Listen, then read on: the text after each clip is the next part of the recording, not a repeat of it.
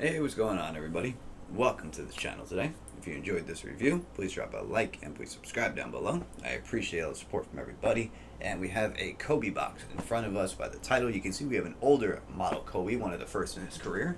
Well, one of the first in his career with Nike. We don't really talk about the Kobe Adidas too much. I don't know why, kind of unique shoes. But today, we have the snakeskin style box, Kobe signature up top and going around to the side. And by the title, you can see we have a Kobe 3 Protro in a white colorway, which is pretty accurate.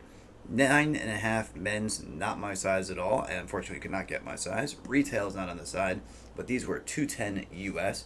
Nice premium style box. And then inside you do have a more premium style paper lining with the white paper as well. And this particular pair of Kobe Protros, or Kobe Retros in other words, I believe August 23rd was the release date. I will make sure of that. And 210 retail was the price tag. Okay, so real quick on the left shoe, you get the Kobe hang tag here with the information that talks about some of the technology that will go into the shoe, if you want me to leave that there. So basically what they took from the older model, they retroed into the newer model here, and they updated a little bit of the technology, so they have updated tongue padding. So pause, read that if you'd like. Pretty cool that they included that on there.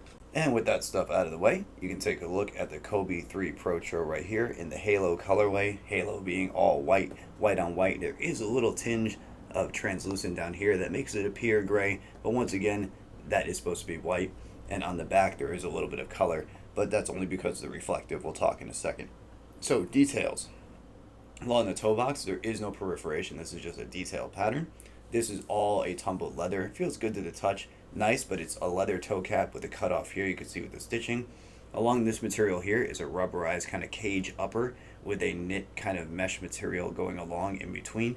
Very interesting design. These are definitely more of a performance-oriented basketball shoe as opposed to something lifestyle. Some performance shoes you can pull off daily. These are going to be a little hard to wear because of the shape. Unless you wear your pants baggy enough where they'll cover the top of the shoe, they might not look bad. But once again, a little bit weird with jeans. That's just my opinion. I don't know how I'd wear these too much.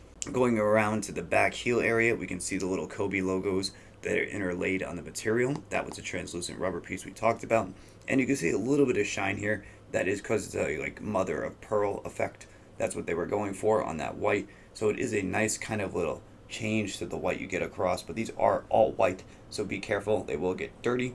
Kobe logo back here on this rubberized piece. Zoom on that rubberized piece on the midsole area. Kind of interesting how they took on the medial side. Once again, the midsole has that kind of caging pattern like up here. Kind of a cool touch. Your outsole, all white. A little bit of different change in patterns that go across the outsole. Carbon fiber shank piece, not real carbon fiber of course. Your eyelets do have a little bit of a lining in there that is like a plastic material that goes down the shoe. They are on the rubberized material as well, as you can see there. Going up the tongue is a breathable mesh with breathable holes going up about 2/3 of the way, 3/4 of the way around there. And then you have leather up top. That is about the same leather you get down here in the toe box area. And then this kind of leather rubberized overlay Kobe logo. See how it has a mother of pearl effect, gives a little bit of colored shine there. That's the same thing on the swoosh on the back. And then your insole has white with a white Kobe logo. There's your cardboard there just to kind of keep the shoe together and keep its shape. And at the bottom you do have a lace doubre right here with the number 24, Kobe's logo at the time.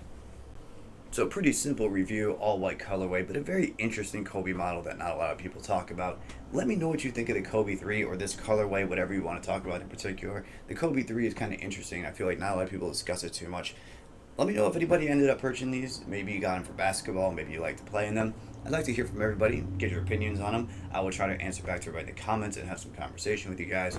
I thank you for the support. Stick around. I have some more older and newer stuff arriving soon, and I hope everybody has a great day. All right?